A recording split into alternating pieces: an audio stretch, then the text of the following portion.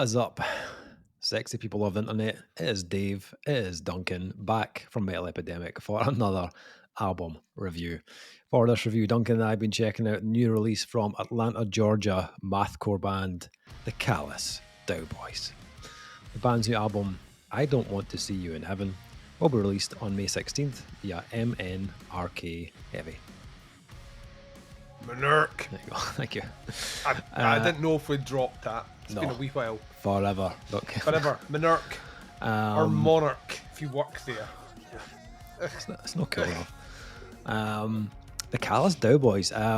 Callous Daoboys cordially invites you to the Museum of Failure, a sonic exploration of the band's newly announced album, I Don't Want to See You in Heaven, with a grand opening date of May 16th via MNRK.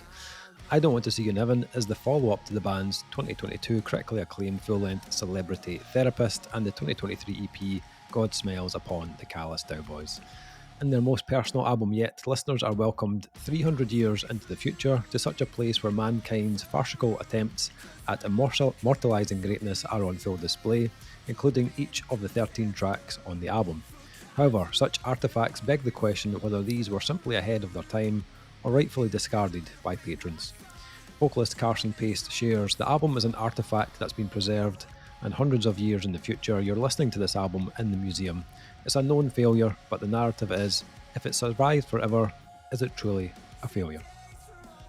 Everything is very singular and personal. I'm not making an album commenting on anything societal or political this time. This is an album just for me. It's every emotion I've felt and sobering thought I've thought since 2021. I can only make this album now, not in 3 years when I'm 30, not 10 years ago when I was 17.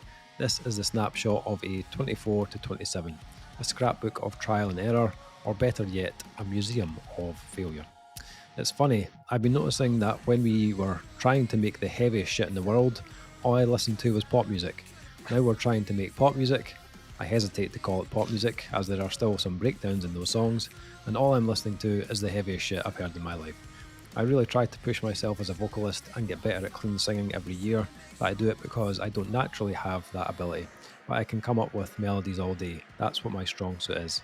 I wish there was more of a story than that, other than I love catchy hooks and I love pop music. I love Fall Out Boy, and I've always said that the first Panic at the Disco record is absolutely the reason why we're a band.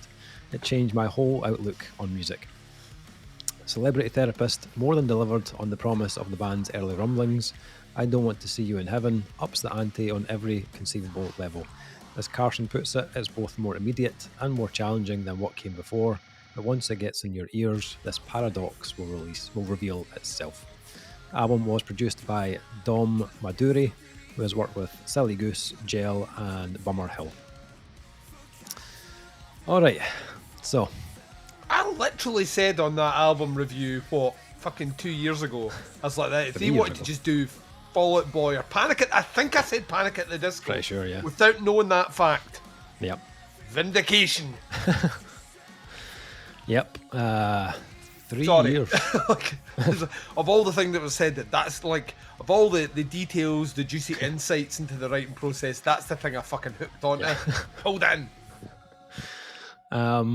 So 3 years ago we reviewed Celebrity Therapist for Metal Epidemic. One of the first, one of very few sites, I know they're saying critically acclaimed now, but for the longest time, for about a good month, 2 months, we were one of a handful of sites that actually reviewed it. Yeah. So I'm assuming there was a new Machine Head album or something like that. Probably. That, and we both really enjoyed that album. I think we disagreed on the score of. We both enjoyed the album, both liked the album. We disagreed on the score of the album. Did we disagree, or did someone get it right? And I think his taller, more sexy friend get it wrong.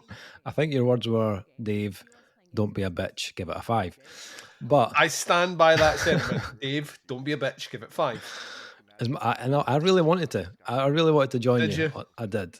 But there was something. It was just like something that the final piece of the puzzle was just, it was still missing. There was just one thing that I just couldn't, there was this, no, I'm not there yet. It'll come, but I'm not there yet. Sounds like something a bitch would say. Maybe. Yeah, I think I felt they had more to give. A little bit more time, a little bit more finesse was needed just to elevate to that next level of greatness. Kind of sounds like you're building a case, right? Like an argumentative case. Yes, Your Honor. The internet. Like brick by boring brick. Here we go. 3 years between Celebrity Therapist and this. We've seen them live since. Yes, we have. And they are fucking incredible live. So yeah. That show was absolutely nuts. They were the opening band as well, like on a bill which leaned much more in the realms of kind of proggy gentiness, and they came out and they were the perfect opener. Yeah. So, what do we think? What is your feelings on the new Callous Daoboy album? So I have said, and I will say this again, right? If I give something a 5, that means that is the best that album can be. Doesn't mean that the band can't bear it. I think some people think that by attaining maximum marks, there's nowhere left to go, and that is kind of almost narrow banding your view of how the world is. Like, you can always get better. Yeah. Perfection is a state of a time and a place. And then circumstances change, and you can continue to build on that or explore different aspects, different spaces.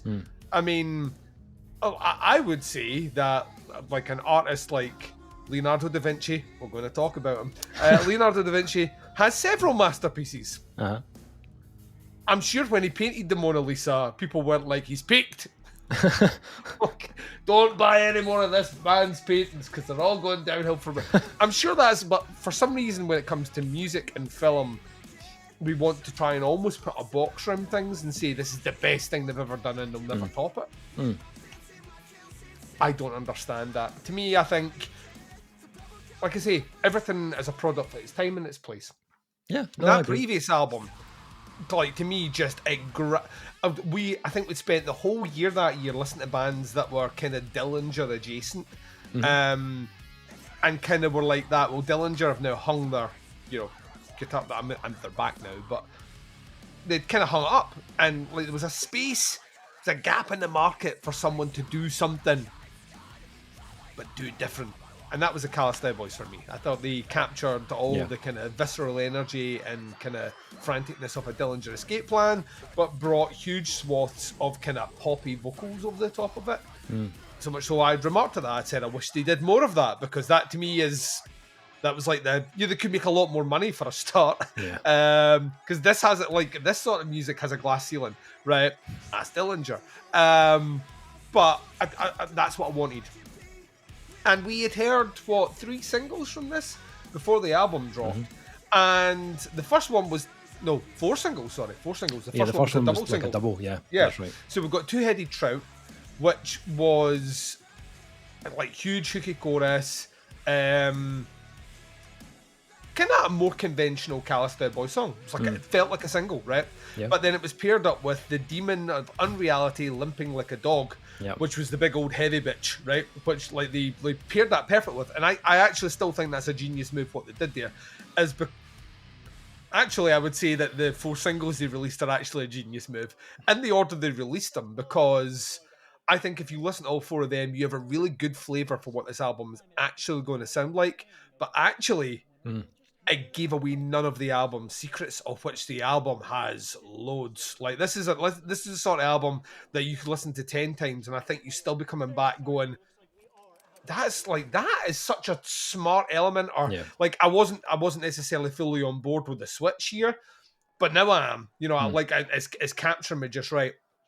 So the big thing to say about this one, it is kind of almost a concept album, because they're mentioning about the museum without having read the press statement, which I don't do. I kind of got that the intro track 1, Collection of Forgotten Dreams, sets it stall out. You get the sounds of patrons walking around a large like room, and you get the kind of narrator describing where you are and what you're about to partake in. Yeah. And then it just kicks right in with Schizophrenia Legacy, which, like, if you thought for 1 second, having listened to Distracted by the Mona Lisa or Lemon, that maybe some of the harder edges had been shaved off, no. Fuck me, right? This album comes out a swinging, right? Like straight away, right from the off. What you get is, like, I was going to say classic Daoboys. There is a bit. I would say there is a bit in here. Like, yeah. I felt like that track was a little bit kind of like a home cooked meal. It was a bit like that little taste of familiarity, a little bit on that one. Yeah, like it's I think it's the fact that you're getting those big, like, punchy, like, everything connects in with the vocal stabs. Right, but in between those stabs, like, almost when he's taking a breath in, you're getting all those, all the weird shit that I love about them, where you're getting like pinch stuff on the guitar and whatever that violinist does when she's like fucking like making shit go like all weird. And it hits you everything, and then it quietens down, it builds things back up. I'll tell you what, I wasn't ready for, Dave. Sexy sax. And I'll tell you, like, right from track, like the first full song, right, when you close out with sexy sax, I'm like, this is gonna be fucking awesome. This is gonna be awesome. Yeah. It's a great example of what this band does really, really well, and it's mixing everything from like garage drum breakdowns, drum and bass, and like full on frenetic despair and distortion, huge melodic hooks, and, like I say, sexy saxophone. And like I was almost at the end of it going, and then that track is just, it's like, it's the perfect opener, awesome. Right? Like, it's the perfect opener, and like you don't want to follow the perfect opener with something else that's just still going all over the place, and that's where Full Moon Guidance kicks in with like a hefty groove, a bendy kind of bow, bow, bow sort of groove that kicks right in. And it's another heavy as fuck track, right? I mean, even the guitars sound more detuned, everything's in place, the kind of string synthy work in the background is just this omnipresent sound in both ears that just encapsulate things. And it's just a head-banging track, right? It's just like full of sections where you know the pit is a dangerous place to be, and I'm old and I don't want to get near it. It's like so fucking good, like just continues to build on it. But like the Daoboys do best, and he's mentioned it there, like it switches into almost kind of indie pop punk territory in the middle. Glassjaw to fuck, right? Huge swaths of Glassjaw. All over my notes, Duncan. Yeah, like it wasn't there in the previous album, and I'll tell you why it wasn't there, because I went back and I fucking listened to it. Like, I've listened to it loads, but I went back and I was like, did we even? And I didn't check a review, but I don't think either of us mentioned Glassjaw the last time. No. It is all over this, and it's not first album Glassjaw, it's second album Glassjaw. Yeah. So Cosmopolitan, Blood Loss, and all that shit. That album, where they were much more experimental, much more arty, not as good live. Sorry, I have to say it, but like that, like you get it here. Now he's saying that this is, instead of him like taking aim at the outside world, this is him taking aim at himself, and that's kind of what Glassjaw do almost better than any band. 100%. It's an introspective band. When you listen to them, Daryl Palumbo sings about life, like love, loss. And like insecurities, death, disease, that's what's in there. And I feel like they've kind of tapped into that, and as a result, the melodies resonate more. Like, they're not cynically pop-laden, even if he's saying that that's what he was more trying to do. I actually felt they were much more personable, and I could get, like, they connected with me. That track just continues to build as a fucking heavy bitch, and then closes out, well, like, once again, let's kind of indie, kind of jingly, like huge singy, like just like crescendo. You then go to Two-Headed Trout, which we mentioned before. It's a single. It's a fucking like great single. It's got like one of my favorite riffs on the album because it's cheeky. It's that bow, bow, bow, bow, bow, bow, like that bendy stuff that I fucking love. And like 4 tracks in, I was like, where the fuck do we go? Yeah. And we go, Dave. Tears on Lambo Leather, featuring Orthodox. Don't know who that is. And like, imagine being the Mentos dropped in the cola bottle and then having the lid closed. That's kind of what this track is. It's schizophrenic, is the way I would describe it, even though they've used it elsewhere as a description for the name of a track. It is like fucking mental. It has like weird sections of industrial. It's like full on, like math metal. You know what I mean? There's tinges of new metal in there as well, actually. Yeah, you can't escape new metal. Once again, that age range. They've got, their parents were listening to it. They've been listening to it. Everything's fine. It reminded me a little bit of, is it Tala? Is it that? Oh yeah. Tala do a lot of that shit. Yeah. Obviously more detuned, but they do a lot of that, and it's kind of through here as well.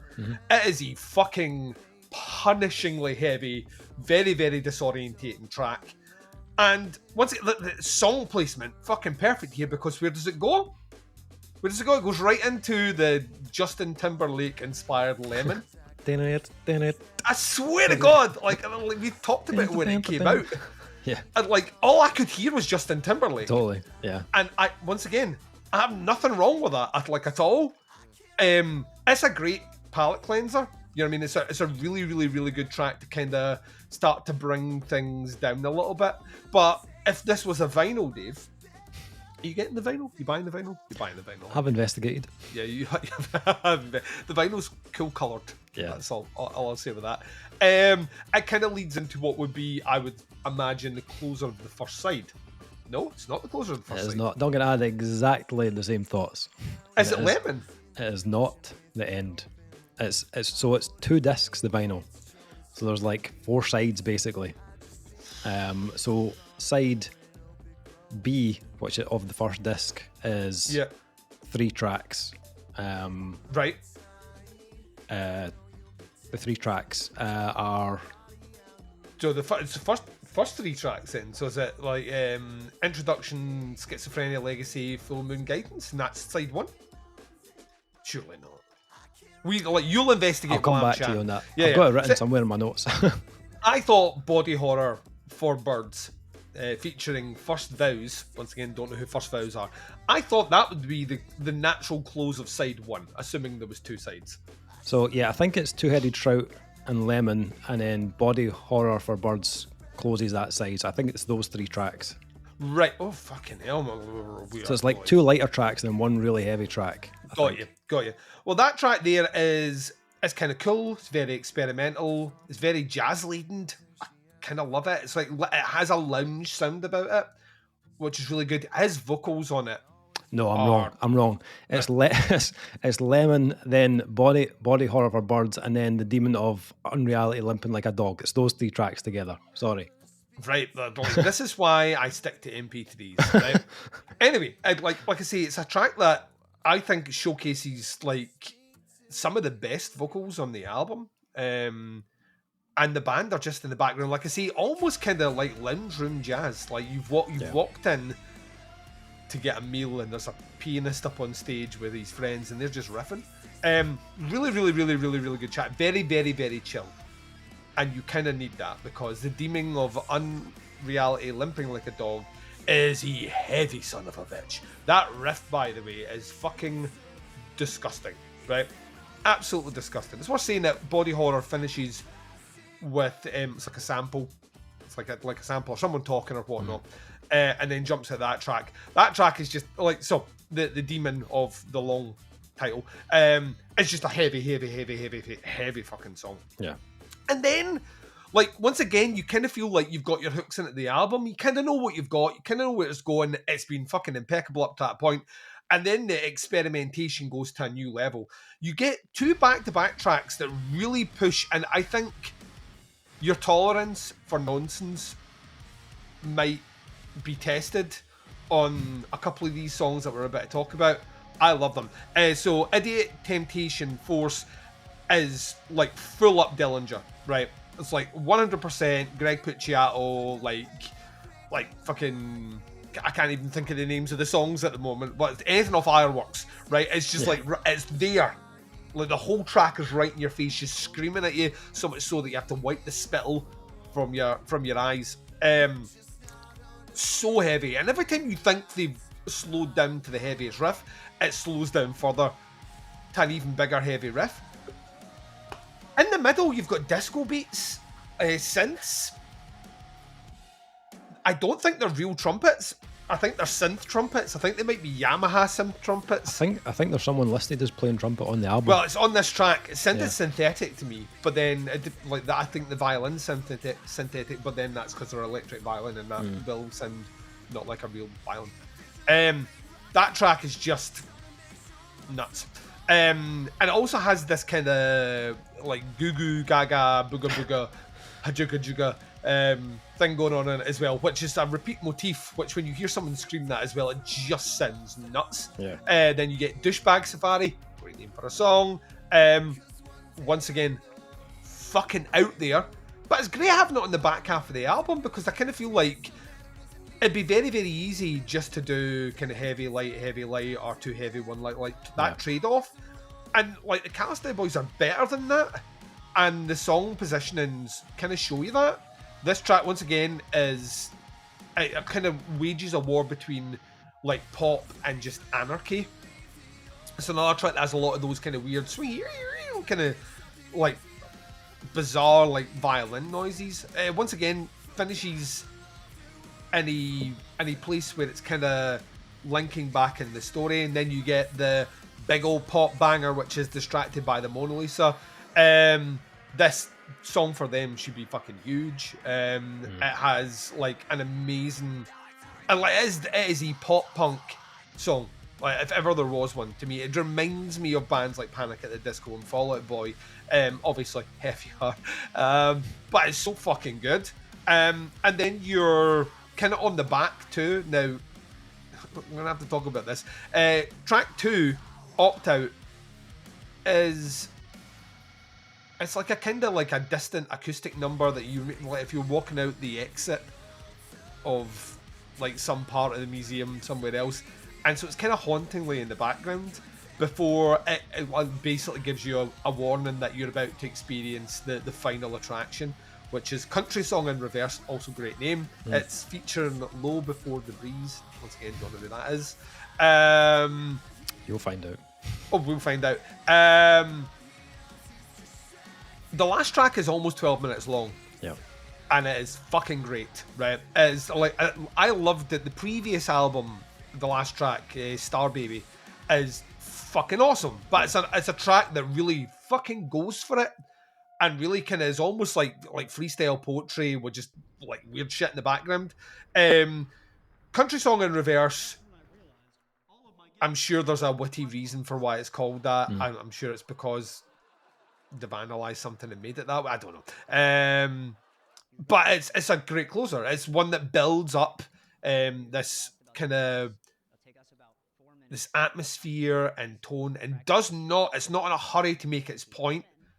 And then it gets there until about you're about 3 minutes in before the track starts actually officially becoming like music. And it's super heavy, super angry, then switches into like glissando fucking chimes and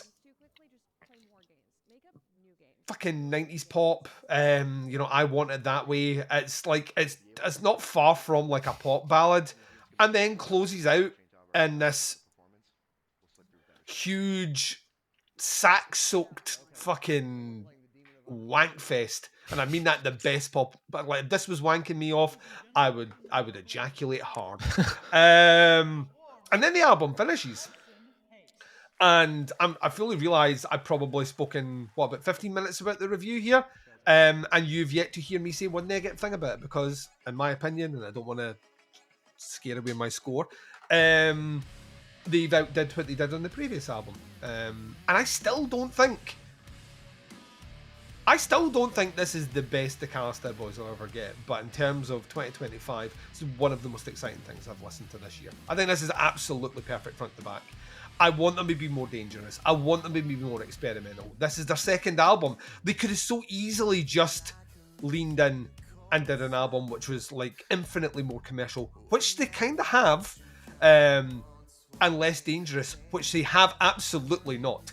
This is at times heavier than anything that the band has ever done. Mm-hmm. I would argue it's more dangerous than anything the band has ever done. If we want to once again liken them to a band like Glassjaw, this is Glassjaw's second album.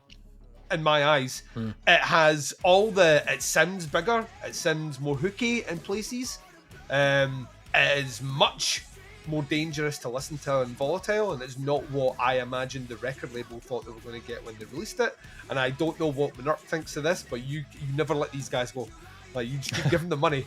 This is fucking awesome, man. This is exciting. This is, to me, this is like the 4-stroke Barney this year thus far, and that, like, I can already tell there'll be about 4 or 5 elements here that will put your average listener off, and I don't give a fuck. To me, they're pushing the envelope, and you kind of like, they're not resting on the laurels, and as a result, I think they're making music which is, it's on the cusp, man, of just like one creative decision slightly askew could tear down huge sections of this album, and they never make it. They get so dangerously close to the line so many times, and to me, they never go over it. They managed to hold the line, Dave. Total. Yeah, I thought this was absolutely fucking brilliant, and I haven't mentioned the production. Production is fucking stellar. It's chunky, it's heavy, it's so crystal clear. Every bit of instrumentation is just right there, and vocally, this dude, man, for someone that doesn't think he's a good singer, that fucking blows my mind. He's a great screamer. He's a fucking excellent singer. Yeah. Right, Dave. Right, Dave. I mean, I think we should just go to the scores, do we know? Like, have I got anything else to add to this? You must have. Like, I imagine there's, like... I usually go track by track, so you went track by track. I'm like, okay, so... Right, well, what have I missed? Like, talk more about the instruments then. I didn't really talk about the instruments. The drumming? You haven't really missed much, to be honest. I said on the previous review, there was more. There was more in the tank. Like, I knew there was something else that was going to come from this band, and this is what I was waiting on. This is exactly what I was waiting on. This is the Callous Daoboys upgraded, and like from the very start of this album, I was in. Like, I was just super impressed. That first kind of main track after the intro, Schizophrenia Legacy. Oh man, it's an absolute earworm. Like, I have been singing that hook all week. Like, it is just in there. And as I said to you, it felt a little bit kind of, not in a bad way, but it felt familiar, as like there was a lot of kind of early or kind of older. I say older, they're not that old a band, but early kind of Callous Daoboys kind of traits about it. Didn't feel there was quite as much kind of Dillinger on that track. It was a little bit more conventional for them. But still, there's still chaos in there. But it wasn't like quite as like twisted as like a Dillinger kind of track. Like yourself, one big influence that struck me straight away was Glassjaw. On that track, both in the kind of the vocals and the guitar rhythm that's on that track and the chorus. Very Daryl Palumbo vocals in the melody, which I am not against. Like, I was a huge Glassjaw fan, and like the chorus in that track is an absolute banger. Also comes with like their personality is all over this, like straight from the off. Like, there's every track has that character on it. You're like, this is Callous Daoboys. You would know it straight away as soon as you hear it. They're an odd looking group on stage as well, because they're all distinctly their own personality. Yeah. Like, it's like no PR persons went up to them and said, you know, it'd be great if you all just wore black. You know what I mean? Like, it's, that conversation's not, and I kind of love it about them because their personality shines through on almost every instrument they play. Yeah. I loved it. The kind of jazz infused kind of sax on the track was just like this. They place it in a really nice section of that track where it's like a kind of bridge into the final breakdown and then the last chorus of the track, which was awesome. And then for me, like, after that, like, all bets are off. Like, this is just them delivering like a tour de force for the rest of this album. Film and guidance, I got a bit more kind of like emo, kind of screamo vibes on that. Again, you can hear that kind of Glassjaw tinge coming through a little bit early. Every Time I Die. There was a little bit of like a kind of Mars Volta kind of type flavor that's got this kind of like kind of percussion thing going on, kind of reminding me of them a little bit. But like, don't for a second think this is like Callous Daoboys diluted down at all, because I'm talking about emo and screamo and stuff. Yeah. The riffs on this are absolutely pummeling. Like, and monstrous. For me, like the balance they've captured on this album is just perfect. Like the heavy parts are utterly savage, but the hooks are like even bigger, even like more amplified than they were on Celebrity Therapist. And then as you get to tracks like Two-Headed Trout and Lemon, you hear them become like at their most kind of hook laden and commercial as well. Like that Two-Headed Trout has a huge kind of R&B kind of undercurrent rhythmically and like in the vocal melody. It's got a lot of kind of pop character about it, but still has those moments where the guitars, that kind of juice in the guitars gets turned up and they let things rip. And then Lemon, as you've said, it's like early 2000s Justin Timberlake, placed in like track 6, which you would think is like, this is the mid-album kind of breather. Although it still comes with like a huge chorus. So like, even though it feels like a bit of downtime, it doesn't feel like filler either. It still sticks in your head afterwards. I wasn't expecting the track that follows, Body Horror for Birds, to be like this big heavy hitter. And it does the exact opposite, which I was like, what the fuck is going on here? It's like the second longest track on the album, but very personal track, very intimate, stripped back. You've got that kind of smoky sax in there again. Also references the album title and the lyrics as well. Yes. But the additional vocals on that track of First Vows, fantastic. I'm unsure about this because the other vocal that comes in sounds like a female vocal to me. Yeah. But after researching it, it turns out First Vows is a guy, so I'm not sure if that's him or if that is another member of the band, because I know there's females in the band. Yeah. Don't know. Regardless, the contrast of the vocal parts on that are fantastic. I loved it. And a track like that next to Lemon shouldn't really work. Yeah, it's taken you down too much. Yeah, you know what I mean. I was like, what's going on here? And I thought the same as you. I was like, that must be like the end of one side and the start of another. And then that was when I looked at the listing of the Vine, and I was like, what? They've got Lemon, Body Horror for Birds, and the Demon of the blah blah blah Limping Dog all on one side. That's like 3 tracks. I was like, okay. That's weird, but stylistically it kind of works. Like it's those 3 tracks have a vibe, and the vibe kind of connects right through the 3 tracks. The Demon of Unreality, Limping Like a Dog, is like an absolute like kick in the stones. That is goes all in, pure chaos, very twisted sounding, but again there's still this hook in there as well. Idiot Temptation Force is probably up there, one of my favorite tracks on the release. Absolutely like batshit crazy lyrics, as you said. Guitar parts match that, with all the fucking weird noises. Then out of nowhere you get this kind of middle piece, which is kind of like R&B with like a brass section, and this kind of made me think of like a kind of like kind of Polynesian holiday vibes. Like it's so bizarre. I don't know how to describe Hawaiian shirt. I did a kind of like head spin when it happened. I looked at my laptop. I was like, what is going on here? But this is genius. Totally works. And then they end on one of the heaviest discordant breakdowns of the album, with this little kind of tail of like jazzy electro trumpet, and I think there's trombone as well, and they're playing it out. Distracted by the Mona Lisa, also again killer track for totally different reasons. Much more within the kind of pop punk / easy core kind of realm. I got kind of like a little wave of like A Day to Remember. A little bit kind of like 4 Year Strong, Fall Out Boy as well. It's again a bit more kind of like linear in arrangement, but again massive hook on there. And then in true like Callous Daoboys fashion, you get that 12-minute closer in the form of Country Song in Reverse featuring Low Before the Breeze, which is basically a track that has it all. And it's like Callous Daoboys just like at their most unhinged. It could be the first time I've noticed or heard Callous Daoboys kind of touch on like a almost kind of like post-metal level of weight and kind of tempo. So because they are a quick, but when you listen to music, I just like Mathcore in general. When you listen to You Expect Speed, it's just that's the nature of the beast. So anything that slows down and adds weight is not something that should necessarily work on an album either, which is frenetically quick. It's such a small part of the track, to be honest. Like, but there's sax, there's strings, there's like weird kind of vocodery vocals, crazy riffs. You've got guest vocals as well from Low Before the Breeze. So they are a hardcore band also from Atlanta, which we'll be discussing on a later podcast.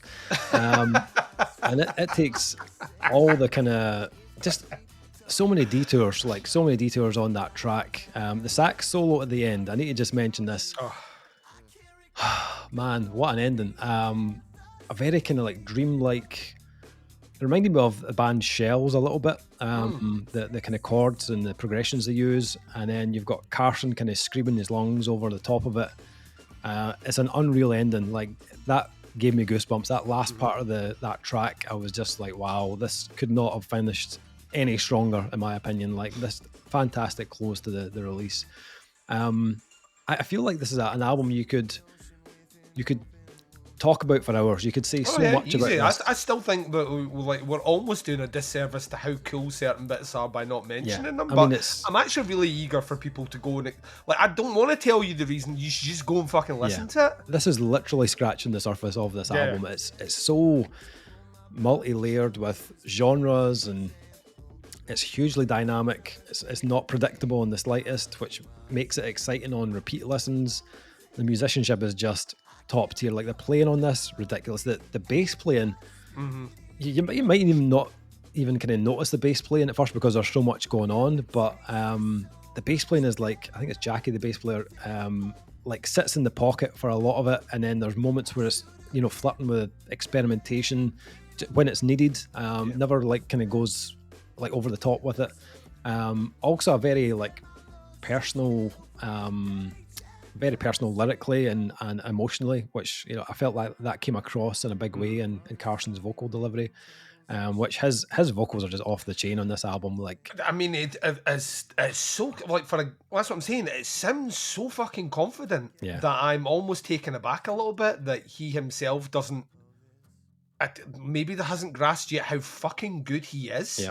And it is a monumental step up in between albums. And I loved his vocals on the previous album, but like he's a unique sound. Like, once again, the most I could come to a comparison is someone like a Greg Puciato, who has that like distilled, like his heavy vocals are some of the heaviest things you'll ever hear, but his singing voice is great. Yeah. And I think what's interesting is like Greg Puciato has a great singing voice, but I don't think I would say it's a pop sounding voice, even though he's flirted with that. Yeah. Whereas I think Carson here has that, but also has that element where, and you hear it on Lemon. If they wanted to, they could. Yep. Whole album. And I think that's what makes him more exciting. Like now in 2025 is they've kind of really, and we spoke about it last year at length. Like, the idea of having to conform has never meant less now than it's ever meant. Yeah. And as a result, I think it lets the shackles off bands to really expand that creativity. And that's exciting to me as someone who is 44 this year and has listened to so much music now, it's almost laughable. The stuff that inspires me and gets me exciting is the stuff that adds a level of unpredictability to the listen. Yeah. But not for the sake of just trying to fuck shit up. Yeah. I mean, it's so well balanced. This is unpredictable, but it's highly memorable at the same time. Oh god, yeah. Like when on the second listen, I was already anticipating the bits from that first listen that were in there, where I'm like, here comes the jazz bit. Like, just like it sticks in there, and that's like music as like schizophrenic as this should not be as memorable as it is. For sure. I feel like Celebrity Therapist gave me an insight into what was possible from this band, and this album was it like come to fruition. This is everything I wanted. They absolutely nailed it. Even the production is perfectly suited to the sound of this album. Production is not overcooked in the slightest, but it's heightened in all the right places. for it to land with significance. Yeah, this is exceptional. Yeah, let's score it for shits and giggles and the purpose of this review. What are you scoring this album, Duncan? Right, all I'm going to say is don't be a bitch, give it 60. I know we can't give this. It's 5 again. Like, to me, back-to-back classics. And I've said it before, I still don't think this is the best thing the band will ever do. I genuinely think we are still just scratching that top layer. Yeah. And that's, like, as a reviewer, the most exciting shit to see and the most exciting shit to listen to. So easy, like ridiculously easy 5. If this is not in my top 3 at the end of the year, we've had, I'd say this a lot, but we have had like an exceptional year for music. I can't see it. I cannot see it not being right up near that top. So I wanted more on the last album, and this album gave me it. It's a 5. Fantastic release from the Callous Daoboys. And hearing this, what they're capable on this album, it kind of blows your mind, because where they could go on the next one, knowing what they've done on this, is just like... What did he said he's 27? Yeah, 27. Yeah. That's fucking ridiculous, man. Yeah. Like 27, I was still playing with Lego, right? So playing with my cock. Well, that never's changed. That's the possibilities are endless for this band. Like such a like banal, like youthful thing. You're just like that cocks. Like right at the end, we'd almost got through this. Well, I mentioned wanking earlier, almost. but he does as well. He like there's a lyric in there about like a massive erection. Yeah. Right? I heard so they started it. Tears on Lambo leather. Callous Daoboys, I Don't Want to See You in Heaven, out on May 16th on MNRK Heavy. Check this album out. I've put on all the links, check them out. Have a listen to this band. This album is nuts, man. I hope you enjoy it as much as we did. That is our review. Thank you for checking it out. We'll be back with another review very soon. But until then, take care. Speak to you soon. Bye, everyone.